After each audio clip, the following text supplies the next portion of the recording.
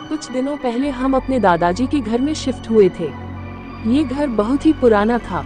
मैं अपने joint family के साथ रहती थी। दादाजी का स्वर्गवास हो चुका था। ये घटना तब की है जब मैं 12 साल की थी। उस समय मेरे साथ कुछ ऐसा घटा जो मैं आज तक नहीं भूल पाई। एक दिन मैं अपने कमरे में लेटी हुई थी। रात के 2 बज रहे थे। सारी बहनें सो रही थी। मैं अकेली फोन चला रही थी। पूरे कमरे में अंधेरा था। तभी मेरे पैर पर किसी ने 3 बार थपकी दी। मैं अचानक से उठ पड़ी और अपने चारों तरफ देखा। मुझे कुछ भी नहीं दिखाई दिया।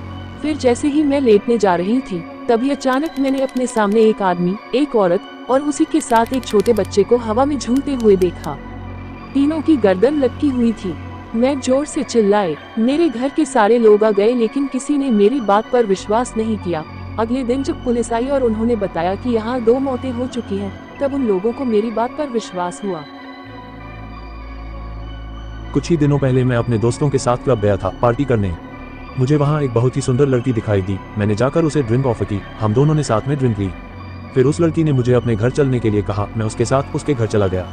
जैसे ही मैं उसके घर में घुसा, मुझे बहुत ही तेज गंदी स्मेल आई। मैंने उसे बाथरूम पूछा। उसने मुझे इशारे से बताया। मैं फटाफट से बाथरूम में चला गया और उल्टी करने लग गया। गंदी स्मेल बाथरूम में और ज्यादा तेज आ रही थी। तभी मुझे कुछ टपकने की आवाज सुनाई दी। मैं जब उसके बाथटब की ओर गया तो मैंने देखा वहाँ एक लड़का मरा पड़ा है, जिसके शरीर पर यहाँ वहाँ घाव थे। उसका शरीर कटा हुआ था। वो खून से लथपथ था। मैं समझ गया वह लड़की मुझे भी यहाँ मारने के लिए लेकर आई थी। मैंने इधर उधर कुछ बचाव के लिए देखा। मुझे उसकी जेब में चाकू दिखाई दिया। मैं चाकू लेकर बाहर निकला और उस लड़की से पूछा कि अंदर क्या है। वह लड़की मुझे देखकर अजीब तरीके से हंसने लगी। उसने भयानक तरीके से हंसते हुए मुझ पर चाकू से हमला कर दिया। मैंने भी अपने बचाव में चाकू से हमला किया और उस लड़की को मार के गिरा दिया। वो लड़की चीख पड़ी। उसके साथ शायद और भी लोग थे जो उसके चीखने पर भागकर आ रहे थे। कैसे भी करके मैं वहां से भाग। मेरा नाम निधि है। मेरी मम्मी ऑफिस के काम से एक दिन बाहर गई थी। मैं अपना काम करके किचन में आइसक्रीम लेने गई। मैं आइसक्रीम लेकर जैसे ही बाहर निकली, मैंने किसी की दरवाजे पर दस्तक सुनी। कोई दरवाजा खोलने की कोशिश कर रहा था। मैं काफी डर गई। मैं देखने के लिए आगे जा ही रही थी। अचानक मेरे साइड वाले दूसरे कमरे का दरवाजा अपने आप ही बंद हो गया। ये देखकर मैंने तुरंत मम्मी को फोन लगाया और मम्मी से पूछा, आज आपने किसी को घर में बुलाया है क्या? मम्मी ने ना में जवाब दिया। मुझे किसी के कदमों की आहट बार बार सुनाई दे रही थी। मैं कमरे में जाकर छुपकर बैठ गई। कोई छोटी बच्ची बार बार हंस रही थी और बोल रही थी कि मेरे साथ खेलो। उस लड़की की आवाज बार बार सुनाई दे रही थी। फिर मैंने जैसे ही अपने कमरे का दरवाजा खोला, मैंने देखा वह लड़की वहाँ बैठी हुई थी और वह मुझे बार बार अपने साथ खेलने के लिए बुला रही थी और जोर जोर से हंस रही थी। उसकी डरावनी हंसी मेरे कानों में चुभने लगी थी। मैं अपने बाथरूम का दरवाजा बंद करके उसी में छुप गई। वो अभी भी मुझे खेलने के लिए बुला रही थी।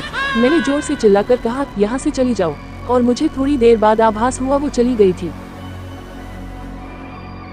कुछ दिनों पहले मेरी मम्मी को ऑफिस के काम से बाहर जाना था। वह हमें हमारी कजन सिस्टर के पास छोड़कर चली गई। हम लोग बहुत मजे कर रहे थे। रात काफी हो गई थी। हम बैठकर टीवी देखने लगे। तभी अचानक खिड़की पर कोई आवाज हुई। हमने देखा लेकिन हमें कुछ नहीं दिखाई दिया। हम दोबारा टीवी देखने लगे। आवाज दोबारा हुई। इस बार मेरी बहन ने जाकर खिड़की को लॉक कर दिया और उसे पर्दे से ढक दिया। हम दोनों काफी डर गए थे। हम लोग डर से रोने लगे। तभी मेरी बहन ने हमें ले जाकर एक कमरे में बिठा दिया और कहा, यहाँ पर तुम लोग बैठकर वीडियो गेम खेलो। तभी किसी ने हमारी खिड़की का कांच तोड़ दिया। वहाँ एक भयानक सा आदमी खड़ा था। वो एक काला साया मालूम पड़ता था।